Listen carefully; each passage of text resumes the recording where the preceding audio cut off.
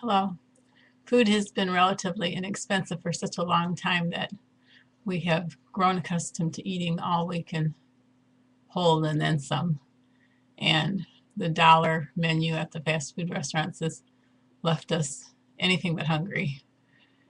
But it's a good skill to have to know how to stretch the main course of a meal or how to stretch a meal to cover more people.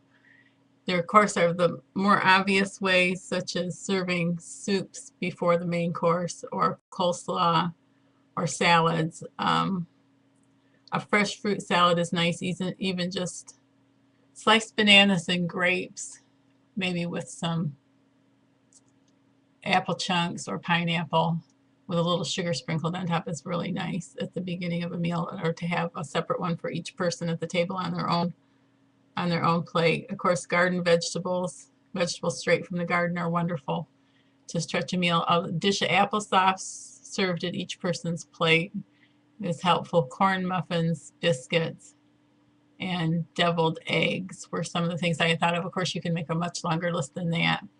Then other less obvious ways, if you have a box of macaroni and cheese and you have an extra person at the table, or you need it to stretch a little further, you can always throw a handful or two of your own macaroni in with it, and it won't even be noticeable. The other thing that I have done, and I mentioned on another video, was to stretch mixes, brownie mixes or muffin mixes, or trying to think what else, those types of mixes, is to just add more dry ingredients, a little more flour, a little more baking soda possibly, and some more liquid to it to have it stretch a little further. And then I didn't think if there was anything else on this list. Anything that you can put on the table or portion out. If you give somebody their own little dish of applesauce, they're more likely to eat that than they are if there's just a dish of applesauce on the table that they can get some from. Portioning out the food on plates is a really good idea and would be a good method to use if you have extra people at your table over the long haul especially. Because then once food's been divided, it's gone. And if you have side dishes on the table extra dishes on the table, such as the applesauce, that kind of thing, that they can supplement their meal with also.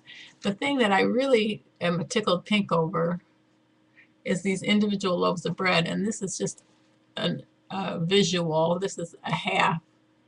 This is a half of an individual loaf of bread. Let's see if I can get that any closer. There, that's a little bit better. That's a half of a loaf. I just grabbed it and tore it in half last night. These are just the neatest little things. They sometimes serve them in restaurants. This is a half of a French individual loaf of bread, and I made those last night and calculated the cost, and they come out to just slightly over 4 cents a piece. Now, this was made with the least expensive flour that I could find, and so that's probably the rock bottom price. You could probably pay 8 cents a piece for those. I'm just trying to lift this here just a second.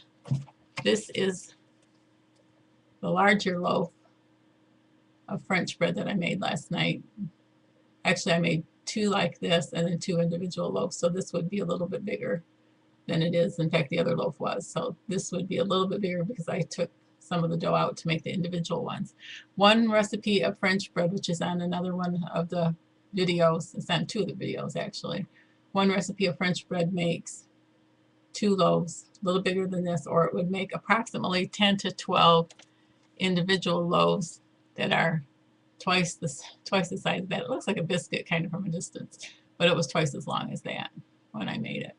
The individual loaves are really nice to have. They're a little bit less work than having to, even though you have to portion them out, they're a little bit less work than having to cut the bread after it cools. And it just was a really handy thing. The full loaves of French bread come out to 25 cents a loaf. If you use name brand flour, you may pay up to 50 cents a loaf for it. So for 4 cents for an individual size loaf of bread, everybody gets their hot, fresh, warm bread, and it helps to stretch your meal as well to have warm bread. And it's it's a soul-warming food as well. One of our church leaders said that during difficult times, as when he was a boy during the Depression, that they were asked to take one bite of bread.